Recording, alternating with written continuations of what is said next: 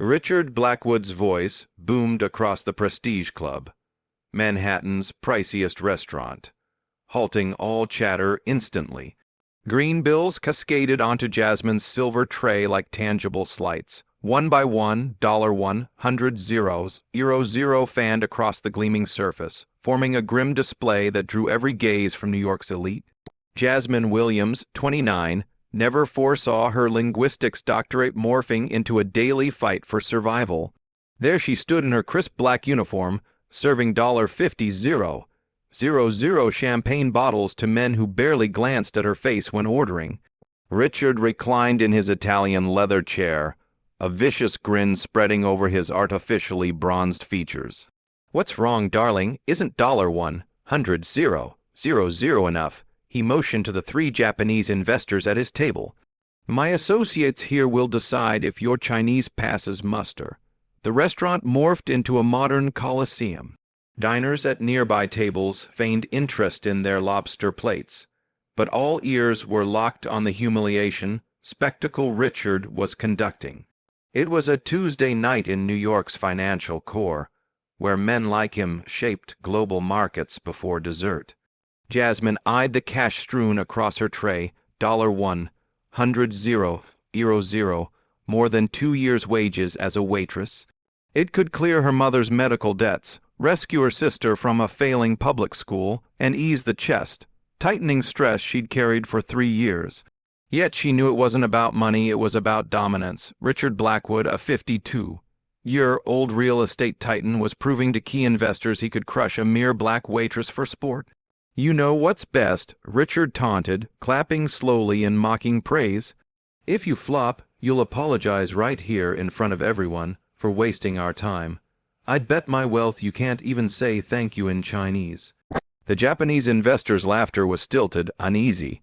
One, an older man with gold-rimmed glasses, grimaced noticeably. Jasmine inhaled deeply, her fingers gripping the tray's edge until her knuckles paled.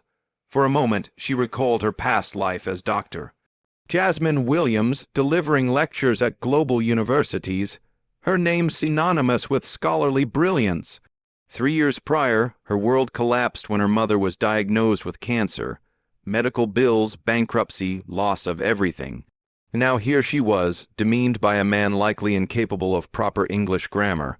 "I'll do it," she declared, her voice steadier than she'd anticipated. Richard's grin wavered briefly. "What's that?" "I accept your challenge, Mr. Blackwood. I'll serve in Chinese, and when I'm done, you'll pay the $100 Euro zero in front of everyone."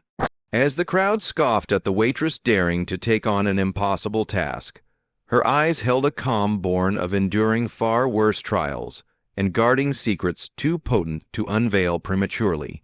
Richard clapped slowly, the sound ricocheting like gunfire. "Excellent. Let's raise the stakes." He turned to the Japanese investors, his cruel smile widening. "Gentlemen, you're seeing classic overconfidence. This worker thinks she can dazzle us." Hiroshi Tanaka, the eldest investor, adjusted his glasses, visibly uneasy. "Richard, perhaps we should—" "No, Hiroshi," Richard cut in, raising a hand. "You need to see how things work here. These people live in delusions." He gestured dismissively at Jasmine. "I bet she watched some martial arts films and thinks she can fool you with broken phrases." The second investor, Kenji Yamamoto, frowned, his English flawless. "This is getting uncomfortable, Richard." "Uncomfortable?" Richard laughed boisterously. "This is enlightening. You want to invest in New York? You need to grasp reality." He pointed at Jasmine. "This woman likely didn't finish high school. She's here because she's fit for nothing else." Jasmine stood still, but memories flooded back to 3 years ago when her life held purpose. Dr. Jasmine Williams, full professor of computational linguistics at Columbia, expert in natural language processing, fluent in 9 languages, sought after global speaker. Then came a midnight call. "Your mother had a stroke. It's critical." Dorothy Williams, 58, Jasmine's only family, lay comatose. Medical costs started small, then snowballed. Insurance denied experimental treatments. Therapies piled up. Jasmine sold her Manhattan apartment, car, jewelry, even her rare book collection. She took leave from the university, then a sabbatical, then couldn't return. When Dorothy awoke after 6 months, she needed constant care, costly drugs, therapies. Insurance had caps. Did Jasmine have options? Medical debt hit $800,000. She declared bankruptcy. The university replaced her. Colleagues ghosted her. Friends vanished when her utility faded. You know the issue with your kind. Richard pressed on, drunk on his own authority. You always want more than you're worth, always trying to be what you're not. Jasmine blinked, snapping back to the present. She observed Richard's theatrical gestures, oblivious that he was about to face someone with an MIT PhD in applied linguistics, specializing in Chinese dialectology, who taught Mandarin tonal nuances to packed graduate seminars. How many languages do I speak? Richard asked the investors rhetorically. English and money, that's what counts in the real world. Yuki Sato, the third investor, finally spoke, his English lightly accented but exact. Perhaps we should give her a fair shot. A fair shot. Richard chuckled. Yuki, you're too soft. Look at her. He pointed at Jasmine with contempt. She carries trays for a living, probably can't afford a one-room apartment in the Bronx. He wasn't wrong. Jasmine shared a cramped apartment with 3 others, worked 2 jobs, waitress at the Prestige Club by night, caregiver at a clinic by day. She slept 5 hours if lucky. Every cent went to her mother's care, therapies, survival. But Richard didn't know she still accessed academic portals, studied computational linguistics at dawn when sleep eluded her, corresponded with Beijing researchers in fluent Mandarin, or that her thesis on neural language processing had over 200 global citations. Let's set clear rules, Richard declared, relishing the moment. If she can deliver a convincing order in Chinese, not just words, but a full menu presentation with detailed explanations, I'll pay the $100,000. Hiroshi tried again. Richard, this isn't necessary. Richard ignored him. When she fails, and she'll fail spectacularly, she'll kneel here and apologize to everyone for wasting our time. Silence blanketed the hall. Even waiters froze. Diners turned fully to watch the drama, and more, Richard added, unstoppable. She'll admit publicly she tried to deceive us, that she's just a desperate fraud craving attention. Yuki shook his head, disturbed. This isn't right. It's perfectly right, Richard barked, slamming the table, rattling glasses. You want to do business with me, you need to see how I handle liars. I don't tolerate fakes or anyone trying to make me look foolish. Jasmine watched with the poise of someone who'd lost far more than pride. 3 years of serving tables taught her when to retreat and when to advance. This was time to advance. I accept all terms, she said evenly. Oh, Richard laughed, incredulous. Even kneeling and admitting you're a fraud if you fail. If I fail, yes. Richard turned to the investors, arms wide in a theatrical flourish. Gentlemen, you're about to learn the difference between true confidence and delusion. He didn't realize every cruel word fueled a force growing in silence, a resolve forged through 3 years of degradation, ready to erupt spectacularly. As diners settled to watch what they thought was another power play over the week, none noticed the faint spark of satisfaction in Jasmine's eyes, the look of someone seizing the perfect moment to prove some battles are won long before they're fought. Fine, let's start the show, Richard proclaimed, clapping like a ringmaster. But first, no cheating. He signaled a waiter, fetch the special Chinese menu, the one for Shanghai investors. The waiter hesitated. Mr. Blackwood, that menu lists over 40 dishes with highly technical descriptions. Perfect, Richard crowed. If our language expert truly knows Chinese, a few technical terms won't faze her, right? Hiroshi shifted uncomfortably. Richard, this is turning cruel. Cruel, Richard snapped. This is teaching. These people need to learn their place. He pointed at Jasmine. Look at her, still acting superior. She thinks she can trick us. Unbeknownst to Richard, Jasmine was mentally revisiting her doctoral thesis on Mandarin dialectal variations. 3 years ago, she spent 6 months in Beijing at the China Foreign Languages University, researching regional culinary terminology. Her advisor, Professor Chen Yiming, was relentless. Candidate Williams, if you can't describe a Sichuan dish in perfect Beijing tones, how will you translate trade deals for global firms? Jasmine had wept in frustration many nights in her tiny Beijing apartment, memorizing vocabulary, cultural nuances, and chef-specific slang. She'd presented her research in fluent Mandarin to a panel of Chinese professors who grilled her for 2 hours without English. While we wait for the menu, Richard smirked. "Why don't you share your language experience?" He made mocking air quotes. "Where'd you learn Chinese subtitled movies?" Yuki Sato spoke up. "Richard, may I ask something?" His English was formal, precise. "Why does this matter so much to you?"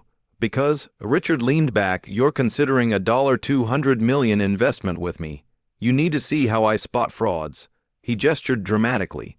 "This woman's clearly lying about her skills. If I can't catch an obvious fake, how can you trust my judgment?" Kenji shook his head. "That's illogical, Richard. Her Chinese fluency doesn't reflect your business acumen." "It does," Richard insisted, pounding the table. "It's about integrity, honesty, not tolerating deceivers." Unseen by them, Jasmine was reading Richard like a book. 6 months at the Prestige Club honed her skill at deciphering arrogant power players. Richard constantly dropped his Asian investors, mispronouncing Japanese names, botching cultural references. Last week, she overheard him confuse Korean clients with Chinese traditions. He was a cultural imposter posing as a global mogul. "Here it is," Richard announced as the waiter delivered a leather-bound special menu straight from our Shanghai chefs. 3 dishes, each with full technical descriptions.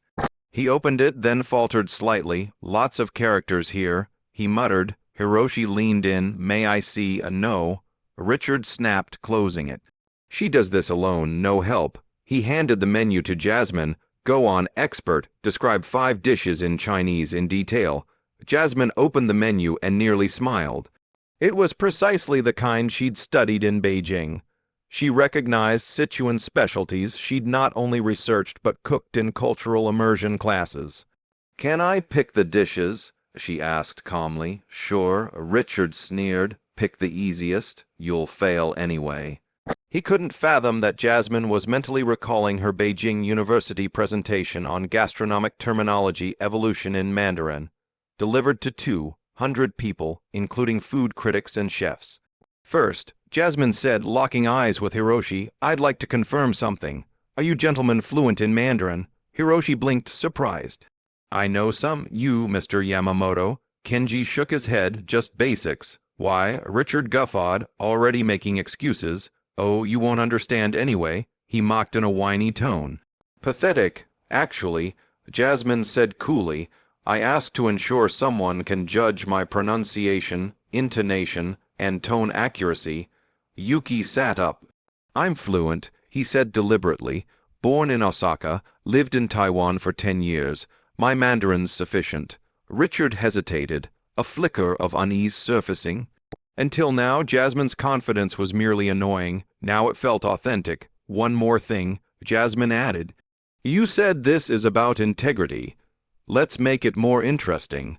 "How?" Richard asked, less assured.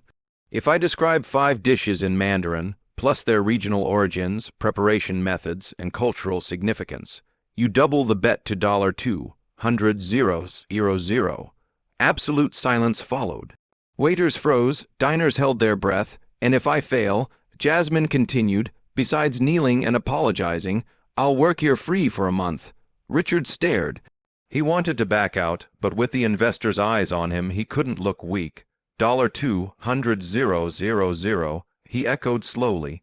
Correct, Jasmine said. Hiroshi tried once more. This has gone too far. I accept, Richard declared, shaking Jasmine's hand. $200,000 if you succeed, a month's free labor if you fail. What Jasmine didn't reveal behind her serene facade was her invitation 3 years ago by the Chinese ambassador to the U.S. for a dinner where she simultaneously translated diplomatic speeches on global culinary cooperation. She didn't mention her Cambridge University press book, Linguistic Bridges, How Food Vocabulary Reflects Cultural Evolution in Modern Mandarin, nor that she dined with Beijing families for 6 months, mastering ancestral recipes and dialects even natives struggled with. As Richard braced for what he thought was a waitress's downfall, Jasmine inhaled deeply, ready to demonstrate the gap between privilege, fueled arrogance, and knowledge-earned confidence. The menu lay open. Investors leaned in. The restaurant waited. With the poise of someone who'd faced Chinese academic panels that would reduce Richard to tears, Jasmine began speaking Mandarin so flawless that Yuki Sato's eyes widened. Her first words, precise and culturally rich, signaled this wasn't just a language lesson. It was a masterclass in how true ability shines when underestimated by those mistaking wealth for wisdom. Good evening, gentlemen. Allow me to present tonight's special selection, Jasmine said in Mandarin, her pronunciation so impeccable that Yuki sat bolt upright, astonished. It wasn't mere fluency. It was scholarly Mandarin, with exact tones reflecting years of rigorous study. She continued, her voice melodic. We begin with authentic Sichuan mapo tofu made with 2 year-aged Pixian chili peppers, following Master Chen of Chengdu's traditional method. Richard blinked, confused. Is that real Chinese? Yuki raised a hand for silence, captivated. Jasmine went on. This dish embodies the mala balance, Sichuan pepper's numbness with red chili heat. The tofu's silkiness reflects harmony between simplicity and complexity. She said in flawless Mandarin, My God, Yuki whispered in English. She's explaining gastronomic philosophy with vocabulary even many Chinese don't know. Richard's face drained of color. That's a trick. Jasmine turned to him, smiling for the first time. Shall I continue in Beijing dialect, Hong Kong Cantonese, or Taiwanese Mandarin, Mr. Blackwood? She asked in English. What do you mean, dialects? Richard stammered. Jasmine switched to fluent Cantonese. In Hong Kong, this dish would be presented with a Qing Dynasty tea house emphasis. She explained in Cantonese. Yuki slammed the table. Perfect Cantonese, authentic Hong Kong accent. Richard, desperate, rasped, Who are you? Jasmine paused, her calm devastating.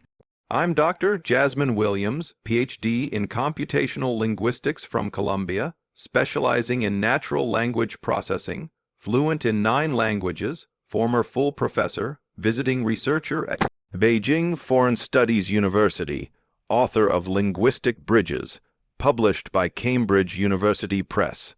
Silence engulfed the room. I was a UN simultaneous translator, worked for embassies, international conferences. 3 years ago, I left everything to care for my mother after her stroke. Medical bills bankrupted me. Her voice never faltered. Hiroshi was stunned. You're a real doctor. With a postdoctoral degree in Chinese dialectology from MIT. Jasmine said calmly. I spent 6 months in Beijing studying regional culinary terminology for my thesis. Richard's voice cracked. That's impossible. A doctor can't be a waitress. Why not, Mr. Blackwood? Jasmine cut in. Don't doctors eat, pay bills, have sick families? Yuki stood. Richard, you tried to humiliate one of the most brilliant scholars I've met. I didn't know. Richard protested. Exactly, Jasmine said, her voice sharp. You assumed. You saw a black woman serving tables and decided she was ignorant, uneducated, lesser. Kenji shook his head. Richard, what kind of man are you? Let me finish. Jasmine said, returning to Mandarin. The second course is Peking duck, prepared per Quanjude's 1864 technique. A 24-hour marinade and fruitwood oven yield its iconic crispy skin, symbolizing centuries of culinary refinement. Richard was sweating. Diners watched, enthralled, the third dish. Jasmine continued in Mandarin, is Shanghai Xiaolongbao, each dumpling with exactly 18 folds, symbolizing prosperity. The broth inside, made from gelatinized pork marrow, liquefies in steam, a Ming Dynasty technique. Yuki translated rapidly. She's detailing historical and technical nuances only master chefs know. Extraordinary. Stop, Richard shouted, slamming the table. This is a setup. You planned this. Setup what? Yuki said icily that she knows more about Chinese culture than you could dream. She can't be a doctor and work here. Richard panicked. Why not? Hiroshi asked coldly. Because you think intelligence belongs only to the rich. Jasmine set the menu down. Mr. Blackwood, you offered $200,000 for something I did professionally 5 years ago. Chinese culinary descriptions were my research specialty. This can't be. Richard muttered, clutching his hair. It is. Yuki said, pulling out his phone. Richard, my firm was considering a $200 million deal with you. He typed. No, wait, Richard pleaded, standing.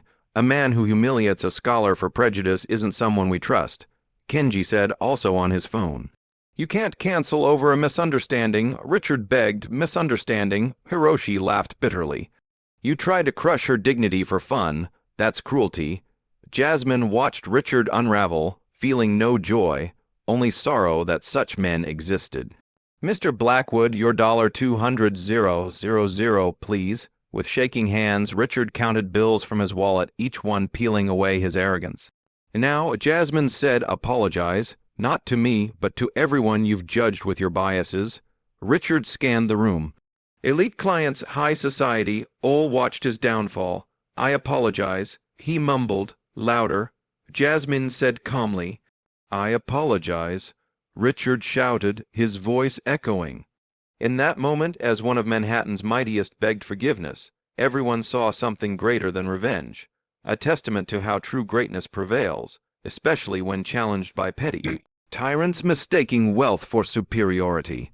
6 months later, Jasmine sat in her 47th floor Manhattan office, Director of Intercultural Relations at Tanaka Yamamoto International, earning $180,000 yearly, a leader in multicultural corporate communication. Yuki Sato had offered her the role after that night. Your intelligence and dignity are what we need globally, he said in flawless Japanese, which Jasmine also spoke. Her mother, Dorothy, now had top-tier care. They lived in a spacious Upper West Side apartment. Her recovery was gradual but steady. Richard Blackwood wasn't as fortunate. His humiliation went viral, headlined Racist Tycoon Crushed by Dr. Waitress. A customer's video hit 15 million views.